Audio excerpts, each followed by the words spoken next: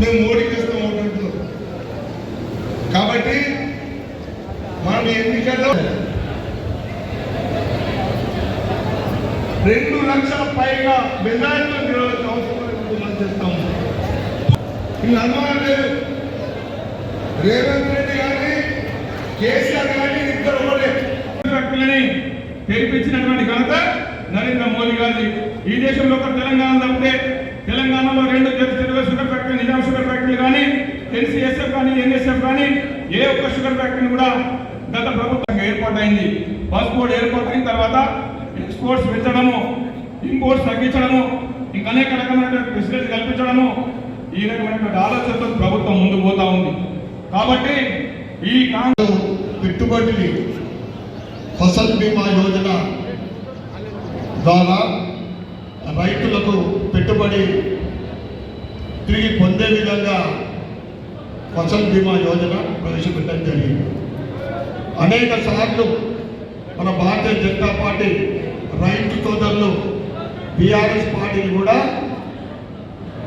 మీరు రైతు బీమా ప్రవేశపెట్టాలంటే ఎక్కడ బీజేపీకి పేరేస్తుందని 10 సంవత్సరాల్లో ఆ పని చేయలేదు.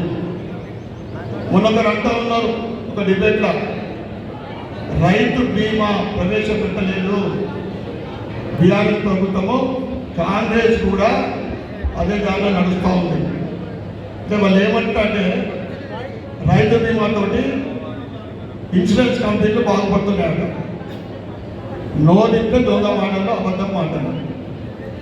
ఇక 18,000 రూపాయలు ఎకరానికి చరిత్రలో ఎప్పుడు లేని విధంగా కొత్త పైన సబ్సిడీ మనకు లభిస్తూ ఉంది.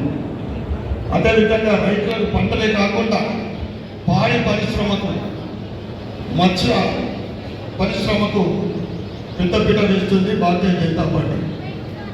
అదేవిధంగా మినిమం సపోర్ట్ ప్రైస్ ఈ 10 సంవత్సరాల్లో సుమారు డబుల్ అయింది. ఇవన్నీ మనకు తెలుసు. ఇక పెద్దలు చెప్పినట్లు సోనియామ్మ మేము అధికారంకి వస్తాము, జన్మదినం నాడు డిసెంబర్ 9న 2 లక్షల రైతు రుణమాఫీ ఏకకాలంలో చేస్తాను చెప్పారు. అది దాటేసుకుంటే ఇప్పుడేమో ఆగస్టు 15 అంటుంది. ఎందుకంటే ఓటుకు నోటు మన ముఖ్యమంత్రి రేవంత్ రెడ్డి మరి 15 ఆగస్టు లోపల మాట్లాడే మాటలు ఎట్లున్నాయంటే రోజుకు మాట మాట్లాడుతూ ఉన్నాడు, అబద్ధం మాటలు. మోడీ అవినీతికి ఛాంపియన్ అంటాడు. ఇంకొక రోజు ఈవీఎంల గురించి మాట్లాడతాడు. అవినీతికి కేర్ ఆఫ్ అడ్రస్సే కాంగ్రెస్, అందరికీ పెద్ద అన్నారు. దాంతోపాటు ఈవీఎంలు అంటారు. మరి ఈవీఎంలు నీకు సందర్భంలో కూడా నువ్వు కర్ణాటకలో కాంగ్రెస్ ఎట్లా వచ్చింది, తెలంగాణలో కాంగ్రెస్ ఎట్లా వచ్చింది? భారతీయ జనతా పార్టీ అంటే బ్రిటిష్ జనతా పార్టీ అంటారు. నరాన హిందుత్వం ఉన్న నరాన భారతీయ జనతా పార్టీ ఏ కార్యకర్తకైనా కట్ట హిందూ అంటే భారతీయ జనతా పార్టీ. ఈరోజు నువ్వు ఇటాలియనుడివా, క్రిస్టియనుడివా, నువ్వు హిందువా, ముస్లిమా ఓటు అర్థం కాదు. ఇప్పటికి కూడా ఈయన మోడీ గురించి మాట్లాడతారు. దాటేయడానికి అబద్ధ హామీలు ఇచ్చి గెలిచినావు. మరి అప్పటిదాకా 15 దాకా ఉండేటట్టు లేడు.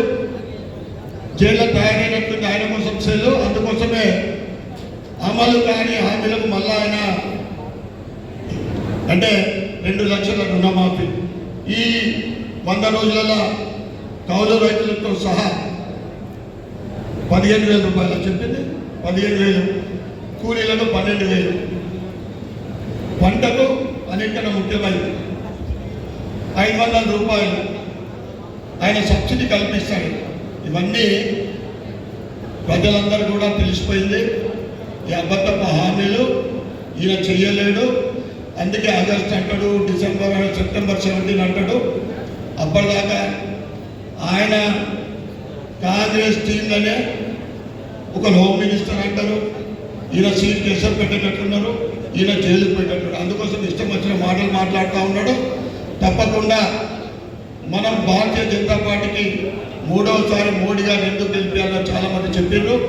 మన ధర్మం కోసం, మన ప్రపంచంలో ఆర్థిక వ్యవస్థను పటిష్టం చేసుకోవడానికి, మన రక్షణ రంగాన్ని పటిష్టం చేసుకోవడానికి, అదేవిధంగా ముందు తరాల కోసం ఈ విధంగా ముఖ్యంగా మోడీ గారు నాకు 4 కులాలు అంటారు. దళితులు, బడుగు బలైన వర్గాలు, రైతులు, యువకులు, మహిళలు అంటారు. ఇది మోడీ గారి ఆయన క్యారెక్టర్. ఈ విధంగా ఈ కుటుంబం లేదంటే దేశ ప్రజలందరూ ఏమన్నారు, మేమంతా కూడా మోడీ కుటుంబం అని. మోడీ గారి పరిపాలన మనం చూస్తూ ఉన్నాం. ఆయన సంస్కరణలు ఏదైతే రామ మందిరం మనం చూసినామో, ఆ రామ మందిరంలో 22 జనవరిలో ఆ సంఘటన చూసిన, ఆ సన్నివేశాన్ని చూసిన మనందరం కూడా ఈ తరం వాళ్ళందరూ కూడా అదృష్టమని నేను చెప్తా ఉన్నాను.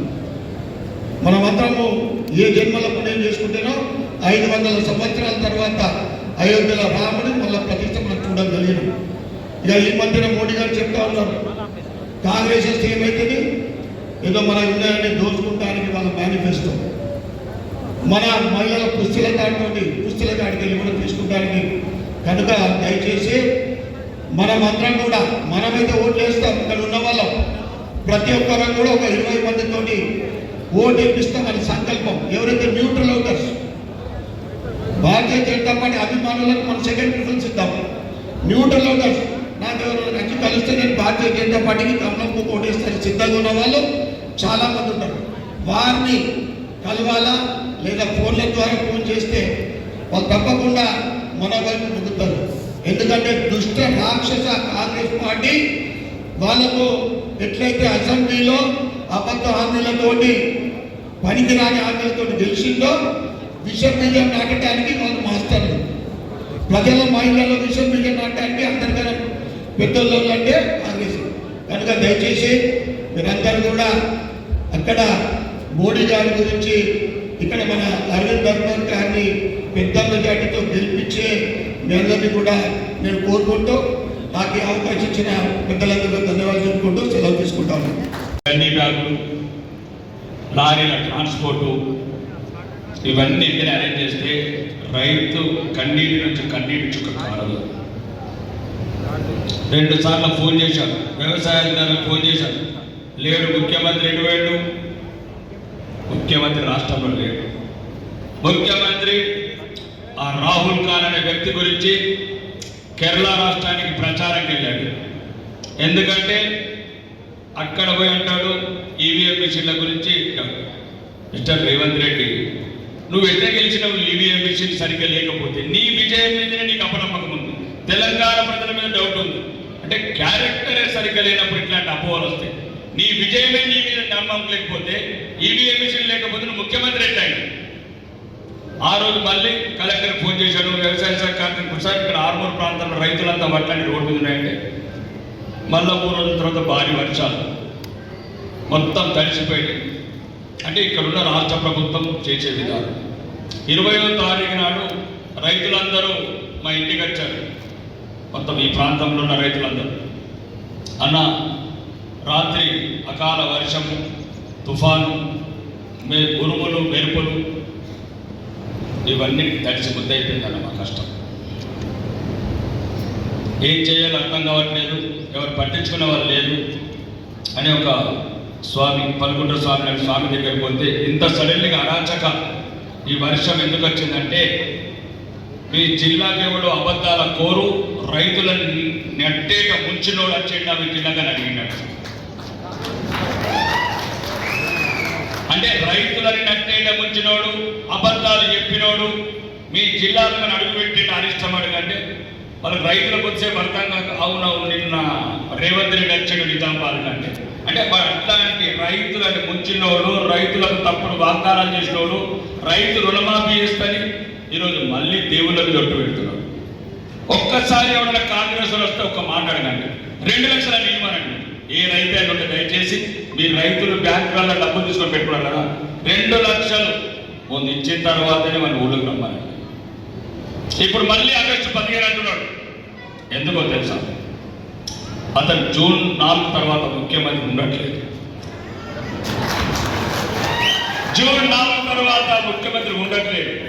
నేను చెప్పట్లేదు, ఆ కొడకల ముఖ్యమంత్రి చెప్తున్నాడు, నాకన్నా మంచి తెలివిపరుడు, నాకన్నా మంచి నిజాయితీపరుడు అంటే కోమటిరెడ్డి వెంకటరెడ్డి రెడీ ఉన్నాడు అంటే ఇక్కడ నుంచి ఢిల్లీకి వెళ్ళి సిగ్నల్ వచ్చినట్లేదు. బాబు ఇది తాపరాన్ని పైన అయిపోయింది.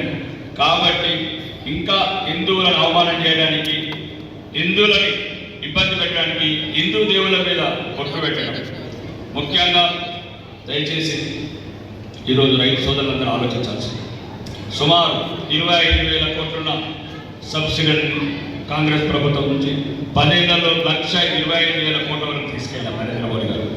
7 లక్షల కోట్లు రైతు రుణాలు ఉంటే 21 లక్షల కోట్లు రైతు రుణాలు ఇస్తున్నాము. యూరియా కావచ్చు, 50% సబ్సిడీ మీద కావచ్చు, రకరకాల టార్గెట్ కావచ్చు, తాడిపత్రలు కావచ్చు. మొన్న కూడా మేము ఎలక్షన్ అయిపోయాం, 3,100 మద్దతు ధరిస్తామని. ఓకే, మీరు నమ్మినా నమ్మలేదా పక్కన పెడితే ఆ 2,100 ఇస్తే నేను ఒక జైతాల రైతమ్మ అమ్మాయి రైతు లేడీ రైతు అంటుంది. ఎట్లా చెప్తుందో చూడండి. 1,500 రూపాయలు ఇస్తున్నాం. నమ్మండి, కన్న తల్లినైతే నమ్మండి. ఈ దేశాన్ని కాపాడేందుకు, ఈ ధర్మాన్ని కాపాడేందుకు, ఈ రైతులను కడుపులో పెట్టుకున్నందుకు 3,100 ఇస్తున్న భారతీయ జనతా పార్టీ కాదని ఈరోజు కాంగ్రెస్ అలియాస్ ముస్లిం లీగ్ పార్టీ గెలుచుకున్నారు. అంటే ఏదంటే మన తెలంగాణలో పాలించే గేదె నమ్మి పోతులు కొనుక్కున్నారు. ఒకవైపు 3,100 రైతుకు సన్మానం ఈరోజు కానీ పరిస్థితులు వచ్చేది కావు. ఈరోజు పసుపు ధర మీరు చూస్తున్నారు. నేను చెప్పే అవసరం లేదు, అది ఒక్క రోజులో దిగేది కాదు, ఒక్క రోజులో ఎక్కేది కాదు. 5-6 ఏళ్ళ నుంచి చేసిళ్ళు. మేము కూడా పసుపు పెడతాం, నాకు కూడా తెలిసి పసుపు 5,000 నుంచి 4,000 నుంచి 6,000 నుంచి ఈరోజు సుమారు ఒక 15,000 పైచీలకు 20,000 మధ్యన వస్తున్నారంటే గౌరవనీయ పార్లమెంట్ సభ్యులు ధర్మపురి అరవింద్ గారు ఎంతో కష్టపడి పోడు కన్నా ముందు విదేశీ దిగుమతులను తగ్గించారు. ఈ టెక్నికల్ ఫ్యాక్ట్స్ మీకు చెప్పలేము రైతులకు. అక్కడికి ఏదైతే షిప్పులలో పసుపు వస్తుందో, 1,000 టన్నులు 1,00,000 టన్నుల పసుపు వస్తుందో బయట దేశాలకి అది ఆపేశాం. అది ఆపేస్తేనే ఇక్కడున్న పసుపు ధర పెరిగింది. ధర్మం ఉండాలి, ఇవన్నీ ఉండాలంటే దేశం ఉండాలి. దేశం ఉండాలా, ధర్మం ఉండాలా, భారతీయ జనతా పార్టీ ఉండాలా. ఇవన్నీ ఉంటేనే సంపాదించుకున్నది మనకు ఉంటుంది. మన పిల్లలు బతారు. నిన్నగాక మొన్న నేహా అనే బిడ్డని 9 పోట్లు వచ్చింది ఇక్కడ ప్రేమించకపోతే. కాంగ్రెస్ లీడర్ బిడ్డ, కానీ ఒక్కరు రాలేదు. కాంగ్రెస్ రాలేదు, బీఆర్ఎస్ రాలేదు, కమ్యూనిస్ట్ రాలేదు. మళ్ళీ ఎవరు పోయిన బిడ్డ గురించి? కాంగ్రెస్ బిడ్డ గురించి కూడా పోయింది బీజేపీ పార్టీ, విశ్వ హిందూ పరిషత్, ఏబీపీ. మాకు పార్టీ లేవు, దేశమంతా ఒకటే. నేహ కర్ణాటక బిడ్డ కాదు, దేశమంతా హిందువుల బిడ్డ నేహ. కాబట్టి దయచేసి మీరు రైతులే కావచ్చు, ఈరోజు మంచి అమ్మకాలతో ఉన్నారు. ఎవరు చెప్పే మాటలు నమ్మకండి. రేవంత్ రెడ్డి గురించి అసలు నమ్మే సమస్య లేదు. 420 వాగ్దానాలతో 420 మాటలు మాట్లాడుతూ ప్రతిరోజు హిందువులను అవమానం పాల్చేస్తున్నారు. రిజర్వేషన్లు తీసేస్తామన్న మిస్టర్ రేవంత్ రెడ్డి తమ్ముడే చెప్పు. మొన్న మా ప్రధానమంత్రి గారు చెప్పారు, రిజర్వేషన్లు అంబేద్కర్ గారు దిగొచ్చినా మళ్ళీ జన్మెత్తిన రిజర్వేషన్లు ఎవరు తగ్గించలేదు. నువ్వు కుట్రదారుడు. మా దళిత బిడ్డల రిజర్వేషన్లు తీసి ముస్లింలకు ఇవ్వాలనుకుంటున్నావు. మీకు ఇది సంబంధమా? మన బిడ్డల రిజర్వేషన్లు తీసి ముస్లింలకు ఇవ్వడం న్యాయమా? దొంగలాంటి బదనాం మనం చేస్తున్నారు. కాబట్టి మీ ఊర్లలో దళితులకు కూడా చెప్పండి, రిజర్వేషన్లు అవసరమైతే పెంచడమే తప్ప రిజర్వేషన్లు తగ్గించే సమస్య లేదు భారతదేశంలో.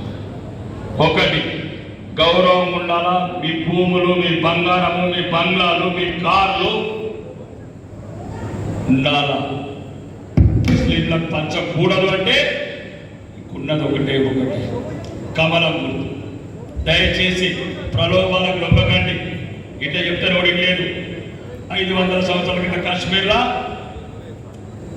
ముస్లిమ్స్ లేదు, ఇప్పుడు హిందువులు. ఎవరు చెప్తలేడు. 500 సంవత్సరాల కింద కాశ్మీర్లో ముస్లిమ్స్ లేదు, ఈరోజు హిందువులు లేదు. భవిష్యత్తులో నిజామాబాద్ జిల్లా కావచ్చు, జగిత్యాల కావచ్చు, తెలంగాణ కావచ్చు, హిందువులుగా ఉండాలా, హిందువులుగా బతకాలా. మన భవిష్యత్ తరాలు భద్రంగా గౌరవంగా బతకాలంటే మనని కాపాడుకునే పార్టీ, మనని బతికించుకునే పార్టీ ఇది భారతీయ జనతా పార్టీ కాదు. హిందువుల బతుకు పార్టీ, హిందువుల గురించి కాపాడుకునే పార్టీ. కాబట్టి రైతు సోదరులందరికీ చెప్తున్నాను, దయచేసి మీ గురించి మేము పోరాడతాం. ఢిల్లీ మాది, రైతులకు ఏమేమి కావాలో తెచ్చే బాధ్యత మాది.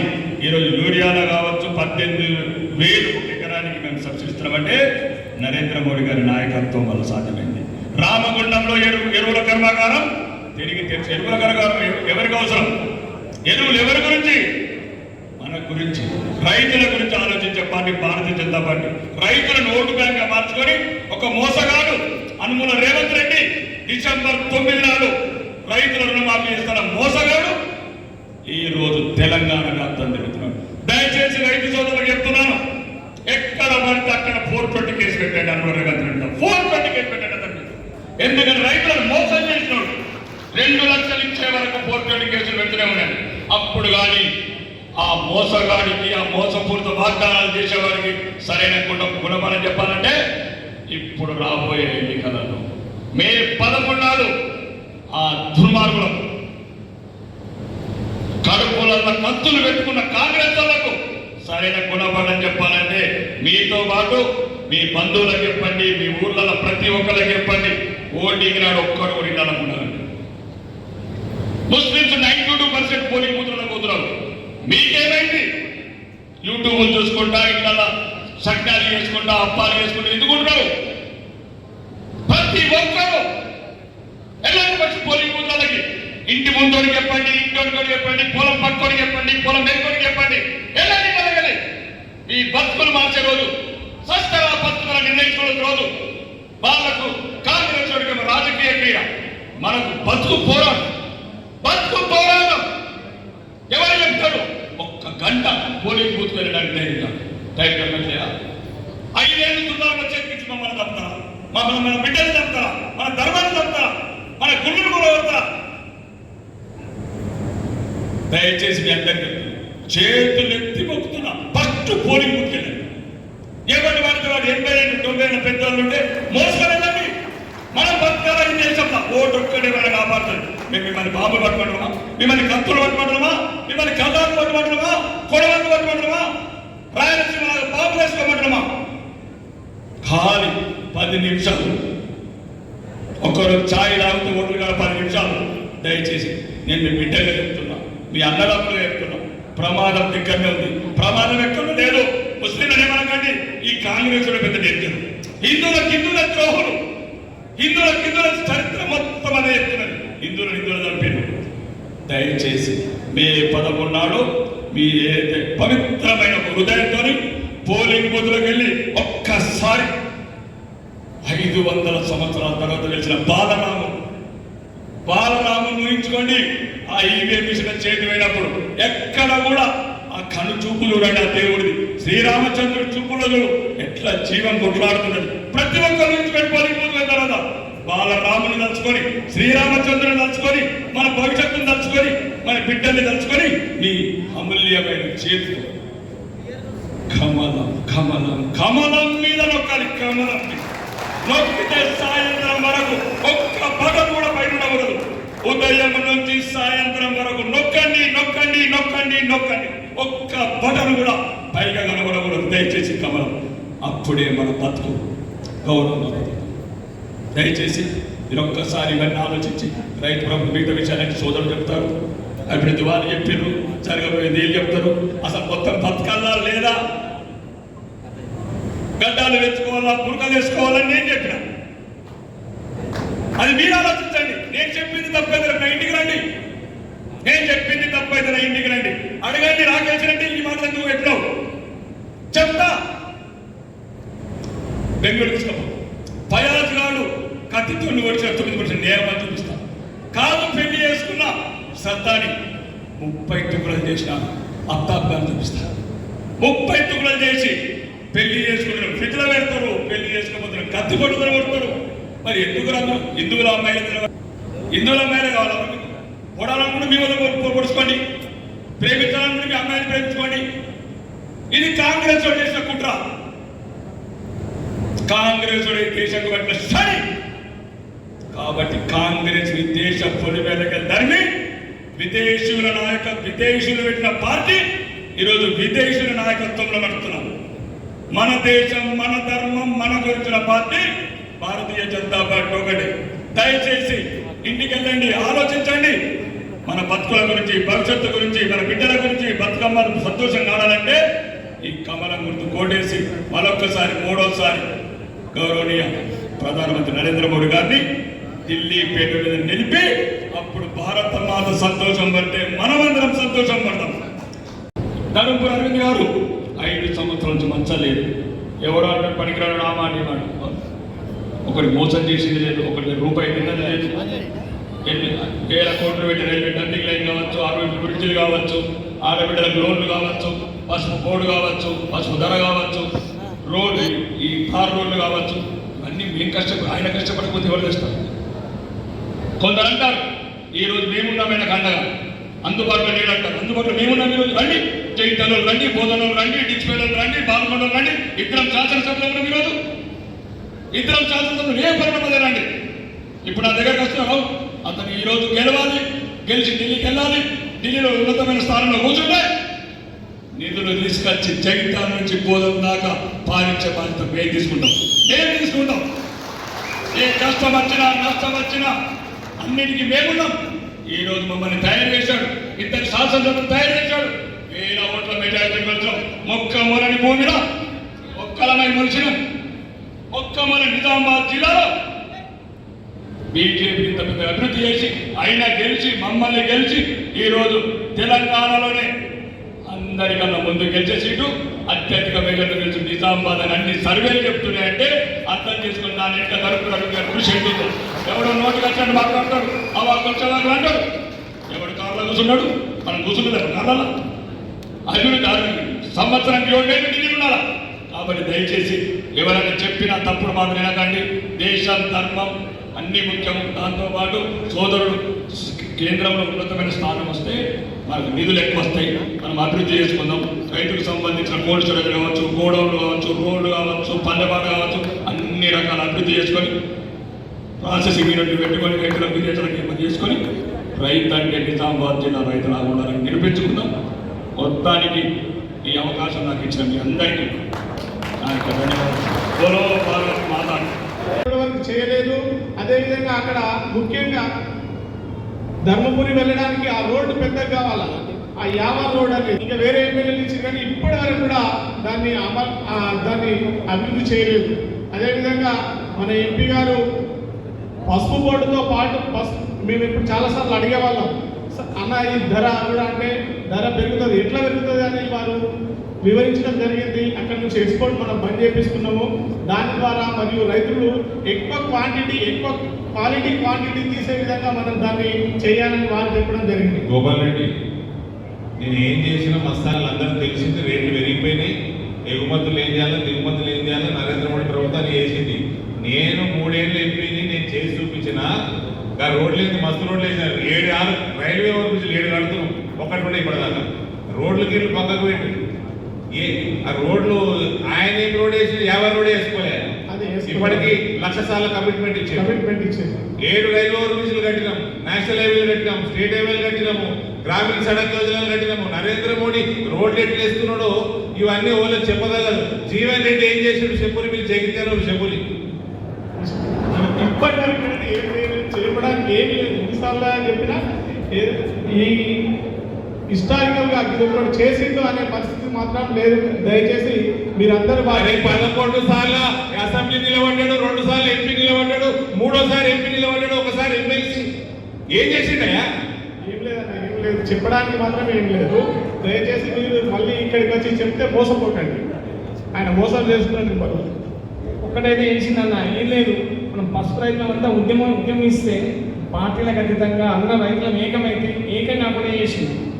పసుపు రైతులను ఏకంగా కూడా చేసింది. పసుపు మద్దతు ధర అనేది ఎప్పటి నుంచో చిన్నకాలంగా 30 ఏళ్ళ నుంచి మనం కొట్లాడుతున్నాం. ఆ కొట్లాడను విచ్ఛిన్నం చేస్తున్నాం. ఎందుకంటే వాళ్ళ మీద అవుతుంది ఏదన్నా అయితే ఇప్పుడు ఫస్ట్ ఏమంటాం మనం, రైతులందరం కలిసి ఎన్నో ఏళ్ళ నుంచి పసుపు మద్దతు ధర వాళ్ళని, పసుపు బోర్డు వాళ్ళని పోరాటం చేస్తున్నాం. ఆ పోరాటాలను విచ్ఛిన్నం చేయడం. ఎందుకంటే గతంలో వాళ్ళు ఉన్న అధికారుల ఆ 40 ఏళ్ళ నుంచి అధికారులు ఉన్నప్పుడు ఎప్పుడు కూడా పసుపు బోర్డు అధికారులు, పసుపు మద్దతు ధర అధికారులు కేవలం మన అన్న మేము ఎన్నోసార్లు మేము ఉద్యమం చేసినప్పటి నుంచి అన్నాం అన్న మేము బాట్ పేపర్ రాసిచ్చారు మన పసుపు మద్దతు ధర కావాలి పసుపు బోర్డు కావాలన్నా కానీ మేము ఎన్నోసార్లు అంటే మమ్మల్ని ఒకసారి ఢిల్లీ కూడా తీసుకెళ్ళిపోయారు. ఢిల్లీకి తీసుకుపోయి అక్కడ ఉన్న స్పైసీ బోర్డు మెంబర్లతో హార్టికల్చర్ వాళ్ళందరితో మాట్లాడిపించారు. అది ఎట్లయితే పసుపు ధర పెరుగుతుంది ఎట్లయితే ఇవన్నీ చేసి తిరుపతి అవన్నీ నేను చేసిన అలా తెలుసు. ఇలా ధరలు వచ్చినాయి అలా మీ జీవన్ని నేను చెప్పి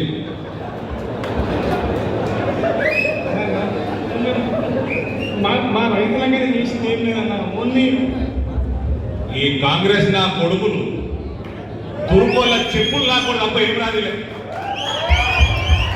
ఆ పెద్ద మనిషి వయసు ఎంత, ఆ పెద్ద మనిషి వయసు ఎంత, నెత్తి మీద టోపీ పెట్టి బంగ్లాదేశ్కి వచ్చిన తుర్కోలకి రోహింగ్యాకి వచ్చిన తుర్కోలకి పౌరసత్వం అడుగుతాడు, పౌరసత్వం అడుగుతాడు.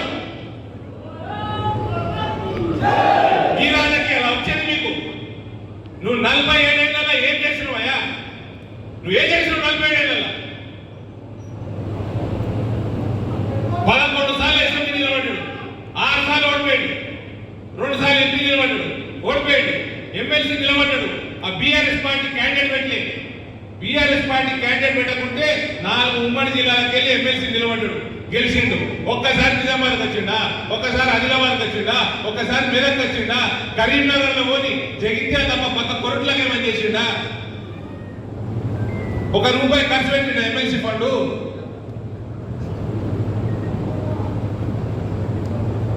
ఏం చేసిండు జీవన్ రెడ్డి చెప్పుండ్రి. ఏం చేస్తుండో తెలియదు. ఇగో ఇగో మీ ప్రతి ఎకరానికి 18,000 సబ్సిడీ ఇస్తుండే. వీటి మీద ఇస్తుండే నరేంద్ర మోడీ 18,000 రూపాయలు ప్రతి ఎకరానికి ఇస్తున్నాడు. ఏం చేసిండు జీవన్ రెడ్డి? ఎందుకు స్పీచ్ లేదు, పద్ధతి లేక జీవన్ రెడ్డి ఏం చేసిండారు అంతే. ఏం చేసిండు 45 ఏళ్ళు ఏం చేసిండు జీవన్ రెడ్డి? ఉమెన్స్ కాలేజ్ తెచ్చిండ, జగిత్యాల కన్నా ఒక ఉమెన్స్ కాలేజ్ తెచ్చిండ 47 ఏళ్ళ. మనం చెప్తాడు ఇక్కడ ఒకటాడే కాదు అందరూ వచ్చినాయి. ఏం చేసిండు జీవన్ రెడ్డి అంటే చెప్తలే రోజు.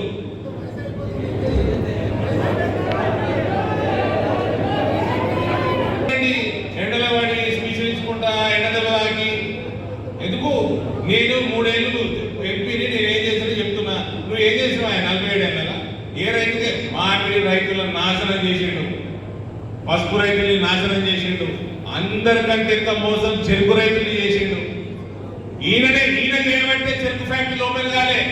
ఎంతసేపు పదవి కావాలి, పదవి కావాలి, పదవి మీద యావ కావాలి, పదవి మీద యావ కావాలి. 45 ఏళ్ళ నుంచి ఎలక్షన్లు కొట్లాడుతున్నాడు. ఒక్క ఫ్యాక్టరీ తెలుసుకోరాదా? ఒక్క ఫ్యాక్టరీ తెలుసుకోరాదా? ఏం చేసిండు 45 ఏళ్ళ? చెరుకు రైతులు మోసం, పసుపు రైతులు మోసం, మామిడి రైతులు నాశనం. ఎంతసేపు టోపీలు పెడతారు, దాన్ని జగిత్యాలని పిఎఫ్ఐ అడ్డా చేసి, పిఎఫ్ఐ అడ్డా చేసిండు జగిత్యాలని. అరే అన్న మీరందరూ ఏబీవీపీ వాళ్ళు బీజేపీకి వచ్చిండ్రు. రామన్న గోపాలను చంపినప్పుడు చంపినోడు ఇంట్లో కూడా పెట్టుకున్నాడు. ఈయన పెట్టుకుని జీవన్ రెడ్డి పెట్టుకున్నాడు, ఇంకా దాచిపెట్టిండు చంపినోడిని.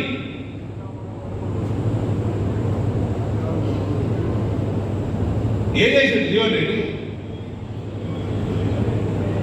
పదవుల మీద యావదావదా సేవ చేయరా?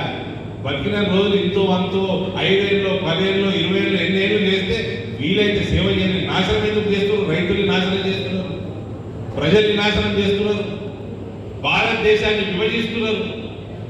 కూడా రోహింగ్యా వాడికి బంగ్లాదేశ్ వాడికి ఇక్కడికి వస్తే పౌరసత్వం ఇస్తారా అండి? అచ్చా, మళ్ళా సిటిజన్షిప్ అమెండ్మెంట్ యాక్ట్ కింద హిందువులకి పౌరసత్వం ఇవ్వాలంటే ఇవ్వద్దట, హిందువులకి ఇవ్వద్దట, రోహింగ్యాలకి బంగ్లాదేశ్ వాళ్ళకి ఇవ్వాలట. అరే జీవన్ రెడ్డి గారు, నీ మామిడి రైతులకు ఏం చేసినావు? నీ చెరుకు ఫ్యాక్టరీలు ఎందుకు తెలుసుకుంటలేవు? ఏమంటాడంటే చెరుకు ఫ్యాక్టరీలు కమిటీలు ఉన్నాడు కదా, ఇంతకుముందు కమిటీలు ఉన్నాడు. రాజశేఖర రెడ్డి బతుకున్నప్పుడు కమిటీలు ఉండే, కమిటీ సిఫార్సు చేసి తీసుకుపోయి గుడ్డ దాఖలు చేసారు. 10 ఏళ్ళు గవర్నమెంట్ నుండి ఈయన మంత్రి ఉన్నాడు. మళ్ళీ ఇప్పుడు వచ్చింది, ఇప్పుడు మళ్ళీ ప్రభుత్వంలోకి వచ్చి మళ్ళీ వచ్చి ఏం చేస్తారు? మళ్ళా కమిటీ వేసారు. కమిటీ వచ్చి ఎంత సిగ్గుమాలింది మీ కాంగ్రెస్ పార్టీలో అంటే, కమిటీ వచ్చి ఏమంటది? 2025 డిసెంబర్కి తెరుస్తాము చెరుకు ఫ్యాక్టరీలు అన్నదా లేదా? అన్నదా లేదా? మళ్ళీ ఈ రేవంత్ వచ్చి మొన్న బాసర అమ్మవారి మీద ఒట్టేసి చెప్తున్నా సెప్టెంబర్ 17 తెరిపిస్తామన్నాడు. అంటే నువ్వు వేసిన కమిటీ చెప్పింది కరెక్టా? నువ్వు చెప్పేది కరెక్టా? ఎందుకే రైతుల్ని మోసం చేస్తావు? దేనికి మోసం చేస్తారు రైతుల్ని? ఎందుకంటే నేను చెప్తున్నా భాయ్ సాబ్, నీ ఫ్యాక్టరీ వాల్యుయేషన్ చేయి, నీ ఫ్యాక్టరీ వాల్యూ ఎంత బహిర్గతం చేయి, మేనేజ్మెంట్ తీసుకొచ్చి నడిపించే బాధ్యత నెల రోజుల్లో చేసి పెట్టాలి. అంటే అప్పుడు వచ్చి సెప్టెంబర్ 17 అంటారు. ఏది నీ సెప్టెంబర్ 17కి రిపోర్ట్ చూపెట్టు. నువ్వు వేసిన కమిటీ డిసెంబర్ 2025 అన్నది, నువ్వు సెప్టెంబర్ 17 ఎట్లా అంటున్నావు? మళ్ళీ బాసరమ్మ వారిని ఒట్టేందుకు? ఆ టీఆర్ఎస్ కరెక్ట్ అన్నాడు, ఊకే దేవుళ్ళ మీద ఏమి, నీ పురాణాల మీద ఏమని చెప్పి, మీ ఇంట్లో నీ భార్య పిల్లల మీద ఏమన్నాడు ఒట్టు. కరెక్టే కదా? ఎన్నిసార్లు మోసం చేస్తారు కదా? నాశనం చేస్తున్న దేశాన్ని మీరు కాంగ్రెస్ పార్టీ. ఈ వయసులో నెత్తి మీద టోపీలు పెట్టుకొని ఆజాది ఆజాది ఆజాది అని అడుగుతుండే. ఎంతో దేనికి ఆజాది? అరే 45 ఏళ్ళు నా వయసు అంటున్నది, రాజకీయ అనుభవం. నువ్వు ఏం చేసినావు చెప్పు.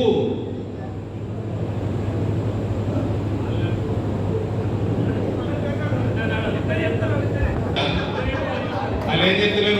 వాళ్ళు నేను చేసి చెప్తున్నా.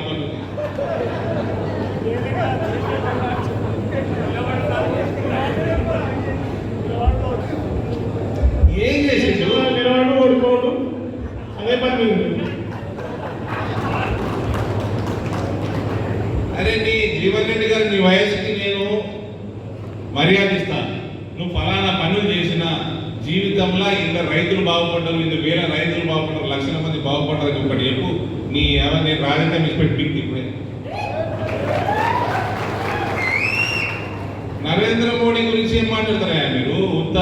మొత్తం దోసుకు తినేటోళ్ళు మీరు. కాంగ్రెస్ పార్టీ అంటే దేశాన్ని దోసుకు తినే పార్టీ, దేశాన్ని దోసుకు తినే పార్టీ.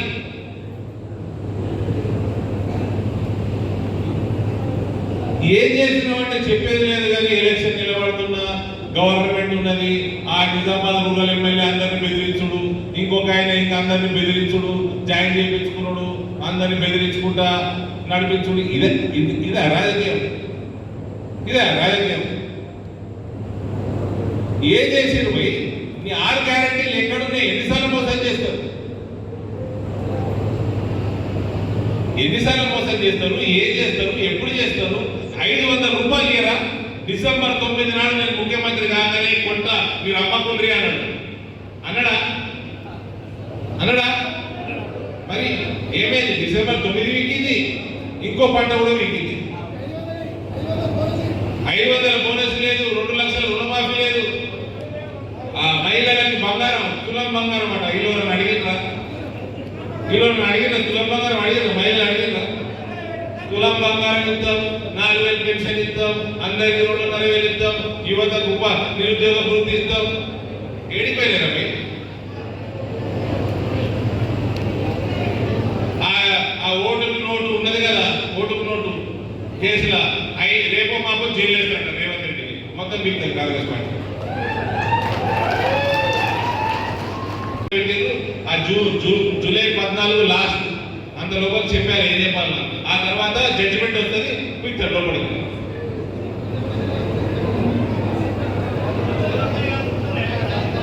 అది మీ జీవన్ రెడ్డి గారు ఎందుకు వేస్తారండి? మీకు ఓటు ఎందుకు వేస్తారు? ఏం చేసిన వాళ్ళు వేస్తారు? వీళ్ళిద్దరు జగితారు. అరే తిరుపతి రెడ్డి ఈయన రైతు ఐక్య వేదిక అధ్యక్షుడుగా 178 మంది ఈయనకు పార్టీకి కొందరు రైతులు, మన నిన్న మొన్న జాయిన్ అయిన బద్దం శ్రీనివాస్ రెడ్డి అని, అట్లా కొందరు రైతు నాయకులు కలిసి 178 మంది నామినేషన్ చేసి చరిత్ర సృష్టించారు. ఒక చరిత్ర సృష్టించారు.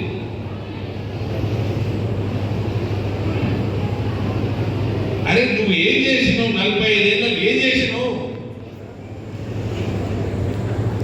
ఊరికే 42 డిగ్రీలు ఎండలలో స్పీచ్ దంచుకుంటూ తిరుగుతూ ఉంటావు. ఎందుకు? నువ్వు ఏం చేసినావు చెప్పరా?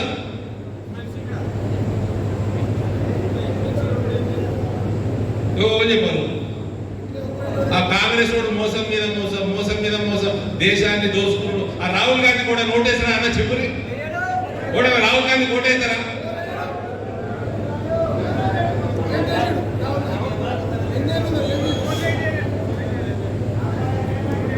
ఆ కుల్లం కుల్ల చెప్తున్నాడు. నేను ఇప్పుడు వీడియో పెడతా ఫేస్బుక్ లో సర్క్యులేషన్ లో పెడతా చూడండి. అందరట దోసుక తింటారట, పోయి తుర్కోలకు ఇస్తారట. కుల్ల చెప్తున్నాడు, అందరికి దోస్తాడట, అందరు ఆస్తులు లెక్క పెడతాడట, పోయి తుర్కోలకు ఇస్తారట.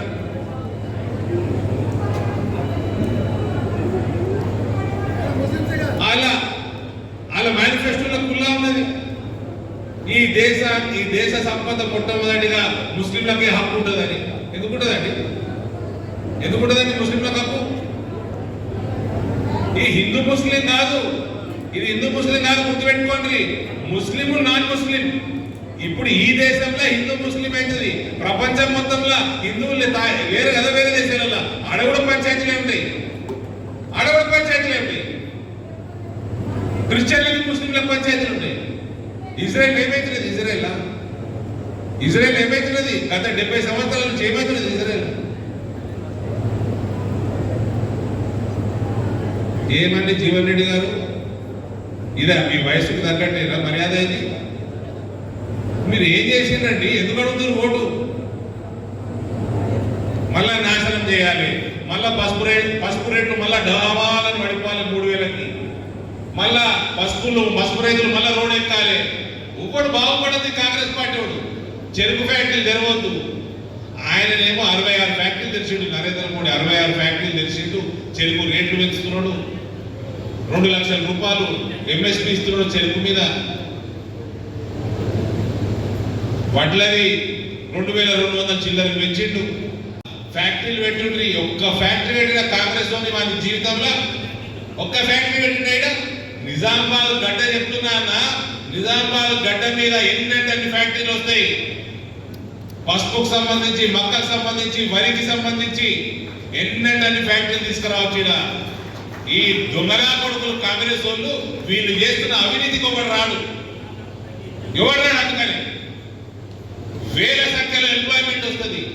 గల్ఫ్ వాళ్ళ కోసం చూసుకుంటున్నారు. వీళ్ళు ఎంత దరిద్రులు అంటే, ఎంత దిగజారిపోయిందంటే, గల్ఫ్ సోదరులతో కూడా రాజకీయాలు చేస్తున్నారు. ఇప్పుడు గల్ఫ్ సోదరు ఇప్పుడు నీకు మొన్న ఎన్నికలు అయినాయి, అసెంబ్లీ ఎన్నికలు, నీ మేనిఫెస్టోలో గల్ఫ్ కూడా రాసినావు రాయలే కదా. ఇప్పుడు పార్లమెంట్ ఎలక్షన్ అయ్యారు, వాళ్ళు యాదకి వచ్చినారు. కొద్దిగా సిగ్గుండాలి కదా. మనిషి పుట్టినాక ఆ ఏడాదిలో ఉన్న వాళ్ళతో కూడా రాజకీయాలు చేస్తారా మీరు? ఒక్కడి ఉద్యోగం అవకాశం పెట్టినరా? 10 ఏళ్ల నుంచి ఆ కేసీఆర్ ఒక్క నోటిఫికేషన్ లేకుండా ఒక్క ఉద్యోగం చేయలే. ఇప్పుడు వీళ్ళు వచ్చి ఏం చేసింది? లేదు, ఒక్క ఉద్యోగం లేదు, ఒక నోటిఫికేషన్ లేదు. ఏమన్నా అంటే బాసరమ్మ మీద ఒట్టు, తిరుపతి వెంకటేశ్వర స్వామి మీద ఒట్టు, శ్రీశైలం మల్లికార్జున స్వామి మీద ఒట్టు. ఈ ముఖ్యమంత్రి బాగా ఇట్లనే మాట్లాడతారు. ఏదైనా ముఖ్యమంత్రి దేవుడి మీద ఒకటే చూసిరా? మొత్తం నాశనం చేస్తారు మొత్తం సమాజాన్ని. ఆయనేమో నరేంద్ర మోడీ ఏమో రోజుకి 18 గంటలు పనిచేసుకుంటా ఒక రైతు అని, ఒక యువత అని, ఒక మహిళ అని, వాళ్ళ కోసం ఏం చేయాలా, సెల్ఫ్ హెల్ప్ గ్రూప్ల కోసం ఏం చేయాలా, దేశ భద్రత అని ఆయన కింద మీద పడి భారతదేశాన్ని ముందుకు తీసుకుపోతామంటే, ఈయన 45 సంవత్సరాల రాజకీయ జీవితం ఉన్న ఈ జీవన్ రెడ్డి గారు ఏం చేసినవయ్యా ఒకటి చెప్పమంటే ఒక్కడి చెప్తలేడు. నేను నెల రోజుల నుంచి అడుగుతున్నా, ఒక్కడి చెప్తలేడు. రామన్న గోపాలని సభ్యుని తీసుకుపోయి ఇంట్లో పెట్టుకోండి, ఇట్లా దారైనా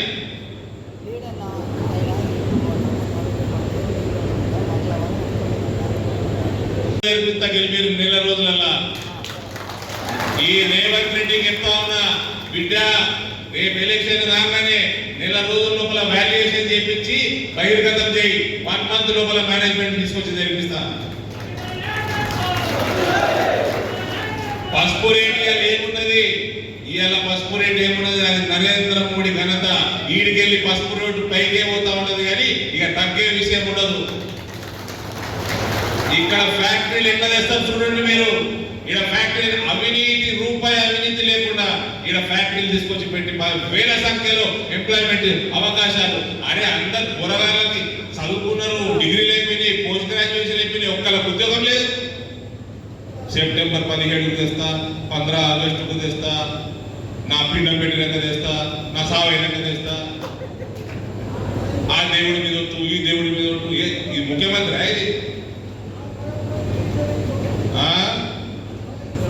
ఇది మాట్లాడుతున్నారు. ఏముంది జీవన్ రెడ్డి ఏం చేసినావు చెప్పు, ఏం చేసినావు చెప్పు.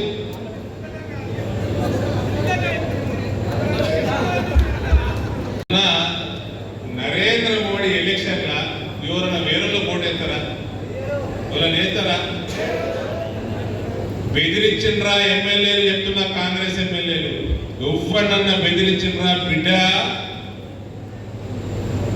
కవిత ఏడున్నది కవిత? మర్యాద చెప్తున్నా, మర్యాదగా రాజకీయాలు చేయండి. ఎవరినన్నా బెదిరించిండ్రా ఇక వయసు కథ వ్యవహారం చూసేది ఉండదు. చెప్తున్నాను, మర్యాద ఎలక్షన్ చేయండి. గవర్నమెంట్ రోజు ఎక్కువ ఊగులాడకూరి. ఏం చేసిందా ప్రజలకు సుదర్శన్ రెడ్డి గారు? మరి సుదర్శన్ రెడ్డి గారు మరి ఏమైందండి? ఫ్యాక్టరీ ఎందుకు తెలుసుకోవట్లేదండి? ఎందుకు తెలుసుకోదు?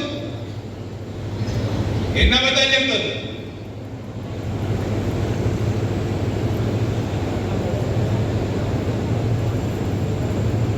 ఆయన ఫ్యాక్టరీ పెట్టుకుంటున్నాడు, ఆయన సంపాదించిన ఫ్యాక్టరీ పెట్టుకుంటున్నాడు, రైతులు సంపాదించిన ఫ్యాక్టరీ పెట్టుకోరు, రైతులు సంపాదించిన ఫ్యాక్టరీ పెట్టుకోరు. ఇదే ఎందుకు రాజకీయాలు చేసేది? ఎందుకు రాజకీయాలు చేసేది?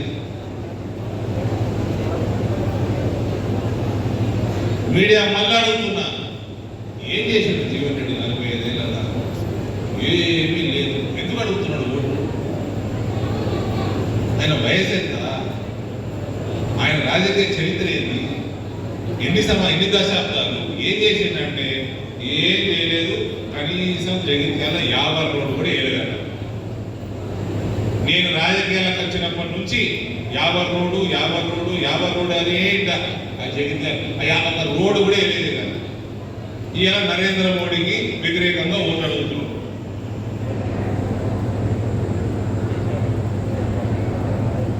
ఏం తమాషాలు అయిపోయినాయండి రాజకీయాలు అంటే? అరే బతుకున్నంత కాలం, రాజకీయాలు ఉన్నంత కాలం వీలైనంత సేవ చేసి పోవాలి.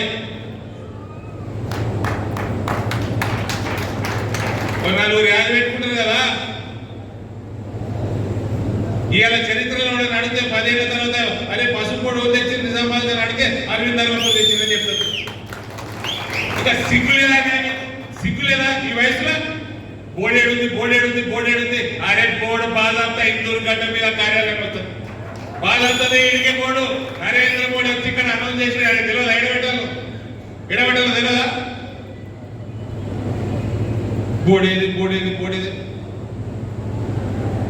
వచ్చింది. రాష్ట్రపతి ఉత్తర్వుల మీద తెలంగాణ ఫామ్ అయింది. ఆంధ్రోడు హైకోర్టు కట్టుకోవాలి, ఆంధ్రోడు సెక్రటరియట్ కట్టుకోవాలి, ఆంధ్రోడు అసెంబ్లీ కట్టుకోవాలి.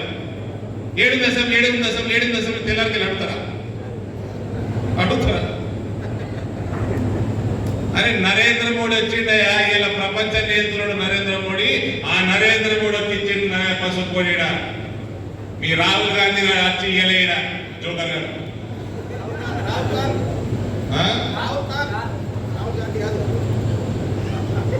ఏమై గోపాల్ రెడ్డి ఏం చేసింది జీవన్ రెడ్డి? వీళ్ళిద్దరు భయపడుతుంది. ఎందుకు రాజకీయాలు చేస్తారు? ఎందుకు వస్తారు? ఎందుకు కోసపుచ్చుకుంటారు? రైతులది, మహిళలది, యువతని ఎందుకు నాశనం చేస్తారు ప్రజల్ని? దేనికోసం చేస్తారు మీరు రాజకీయాలు? ఎందుకేనా అన్న? నరేంద్ర మోడీ ఎన్నికైంది ఓళ్ళ ఓటేస్తారే మీరు. నరేంద్ర మోడీ ఎన్నికకు ఓళ్ళ ఓటేస్తారు. నేను మళ్ళీ చెప్తున్నా, కిసాన్ మోర్చా మంచి బ్రహ్మాండమైన మీటింగ్ పెట్టిండు తిరుపతి రెడ్డి. మీ టీంకి అంతా శుభాకాంక్షలు తెలియజేస్తున్నా.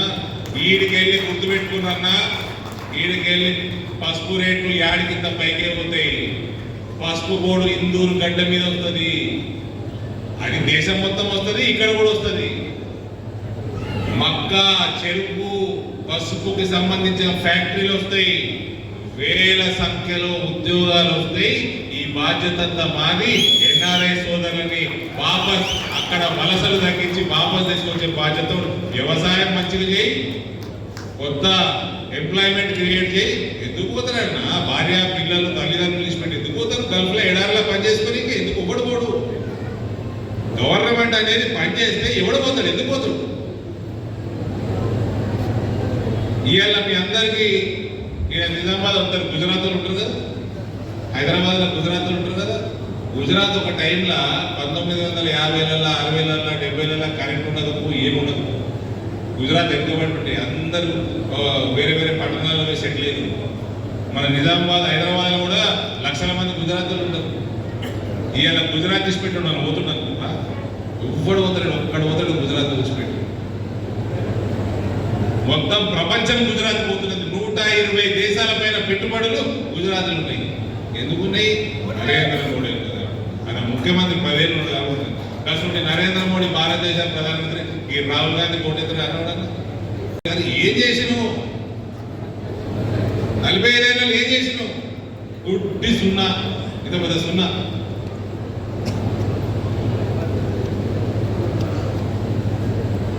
ఊకే పంచాయతీ 43 డిగ్రీల ఎడలలో.